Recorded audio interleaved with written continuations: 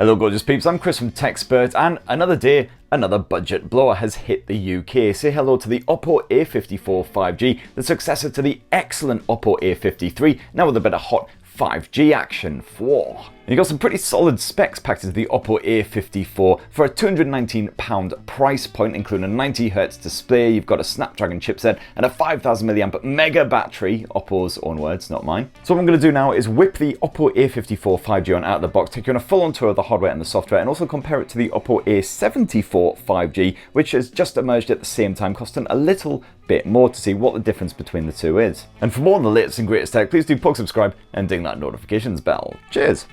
So you should be able to grab the Oppo A54 5G here in the UK imminently from Oppo Direct or from the likes of Amazon and stuff as usual. And inside the box you have one A54, a super white power adapter, a just as white Type-C USB cable, and Oppo has even bundled a pair of wired headphones in here, which unsurprisingly are very white. And yet thankfully not Type-C USB headphones either, proper 3.5mm, because you do have a headphone jack on the Oppo A54. And as usual, Oppo has kindly shoved in a condom case as well, so you can keep your A54 safe from harm. Right, box done, now the fun. Now as you can see here, if you stick the Oppo A54 5G side by side with its more expensive sibling, the Oppo A74 5G, you'd probably bloody struggle to tell them apart because they are essentially identical. What you get here is once again a 190-gram plastic chassis available in just a couple of different colours. This is the fluid black model, or you can also grab it in fantastic purple, which might be slightly overselling it. It's not exactly the Fantastic Four or anything here, but it looks quite nice. Despite being constructed from plastic, the Oppo A54 5G certainly feels reasonably durable, certainly there's no obvious flex or anything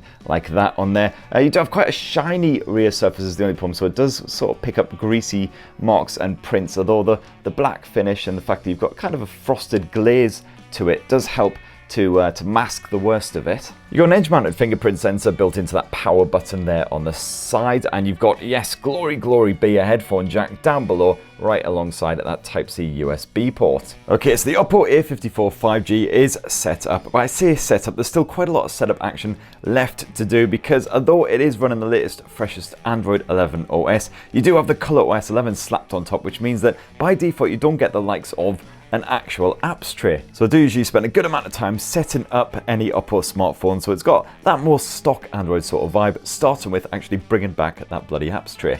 And there we go, now we can start dealing with all of this clutter, get all these messy apps tidied away. Well, in the case of something like Facebook and TikTok, I'm just gonna straight up get rid of the bloody things. The good thing about ColorOS is it may take a little bit of work, but you can fully customize the things, so you can change the layout of the grids, actually change up the style of the icons as well if you like. You've also thankfully got a good bit of one-handed help on the Oppo A54, which is your usual 6.5-inch beast, so you can drag down that notifications bar from anywhere on screen. And if you do happen to have lots of apps spread around your desktops as well, well, you can drag them down towards the bottom end of the display just by swiping up the edge of the screen like so. Also going to dodge it into convenience tools and just change up the navigation method, because I don't like the old school navigation bar, I prefer the swipe gestures. And then after all of that, it's just a case of rearranging the icons so they're the way I like them, and we're basically done. Now hold up, one last final little thing. Got to get the geeky anime wallpaper on the go, of course.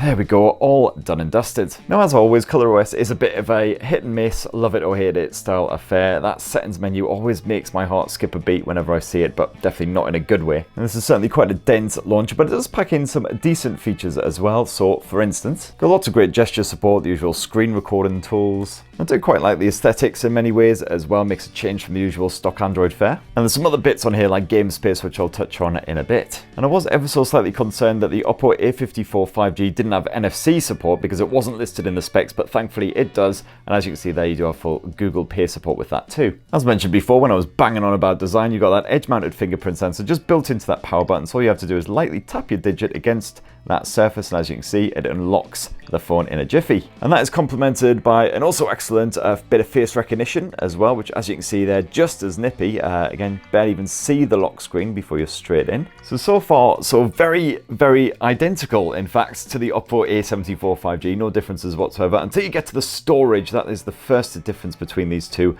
smartphones, because if you can actually find the storage, there it is in that ridiculously hideous settings menu. You got 64 gigs here on the A54 A54, whereas you can double that for the A74. It's got 128 gigs. But it doesn't really matter too much because both the A54 and the A74 support micro SD expandability on top of dual SIM support. Now onto the display tech, and once again no difference at all between the Oppo A54 5G and the Oppo A74 5G. You've got the same size 6.49 inch LTPS panel. It's once again Full HD plus resolution 2400 by 1080, which at least means you've upgraded from the 720p basic display of the A53, which was one of the main pain points of that otherwise brilliant blower. And yeah, you don't get the same gorgeous sharp contrast that you do from an OLED panel, which you will find on some budget blowers around this sort of price point. There's no HDR support in the likes of Netflix and so on, but visuals are still looking nice and crisp and reasonably punchy as well. You've got strong viewing angles, respectable brightness levels. I quite happily kick back, the good bit of Disney Plus or whatever on this all afternoon long,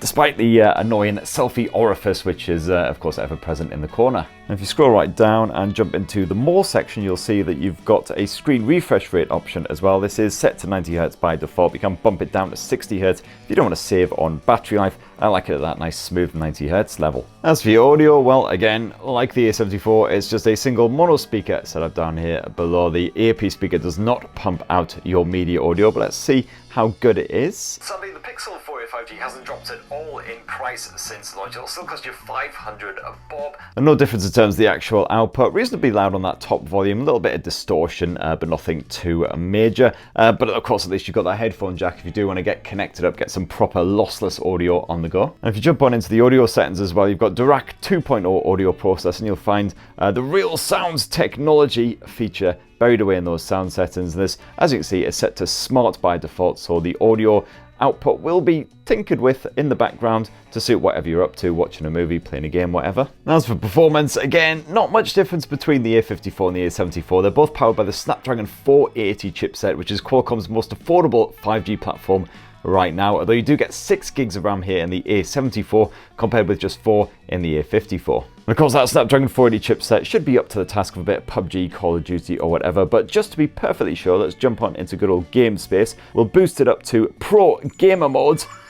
Ooh, accompanied with jazzy sound effects and everything, and then give it a go. And yes, you do have the usual game assistant tools as well, which you can swipe out like so if you need to access, again, the performance mode. You can block notifications and reject calls as well, so you are not bothered at all while you're busy capping mofos online. You can record the action, all kinds of great stuff. So I stuck Call of Duty Mobile on the maxed out frame rate on the high detail settings, and the performance was absolutely flawless. Nice, smooth, consistent frame rate throughout the game. The Adreno 619 GPU certainly seems to handle life quite admirably. The 180 Hz touch sampling rate really helped as well, so the screen was super responsive, perfect for swinging around super fast, sniping someone in the face before they get you in the arse. And that 480 chipset must be pretty energy efficient as well, because there wasn't much heat build up even after a couple of games of pretty intensive action. My hands were getting quite sweaty, but not, thankfully, because the phone was hot as hell. And thanks to that Snapdragon 480 chipset, you've also got full 5G support on the A54 5G, as you would kind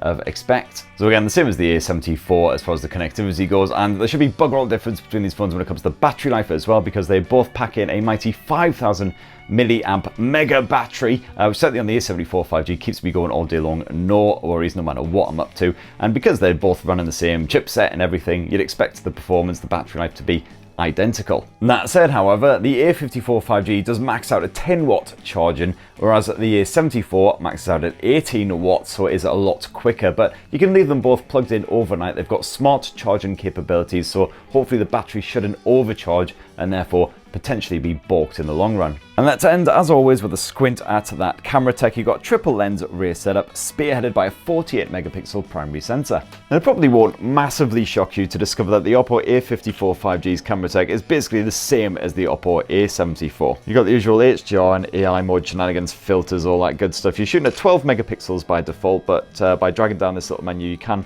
bump that up to the maxed out 48 meg resolution. However, at that 48 meg maximum resolution, you don't get the benefits of the pixel binning, so it's best left for when the lighting is really, really good. As well as that 48 meg primary sensor, you've got an 8 megapixel ultra wide angle lens for a pulled out view of the action as well. And then don't get too excited about having like telephoto lenses or anything like that. The final two lenses are a 2 megapixel monochrome lens and a 2 megapixel macro lens. You've got the usual bonus modes on here. You've got a bit of portrait mode action where you can change up the bokeh level to suit your own particular tastes. Got a night mode, of course, for those low light shots, and if you flick along to more, you've got a handful of extra bonus bits on there as well, including, of course, the macro mode, yippee hooray, and a pro mode as well, where you can tinker with the white balance, the focus level, all that good stuff. If you want to shoot a whole movie, just flick to the video mode, and unfortunately I believe that this tops out at full HD resolution, just like the A74. Yep, no 4K option on there. And then last up, of course, around front, you've got a 16 megapixel selfie shooter, again with the portrait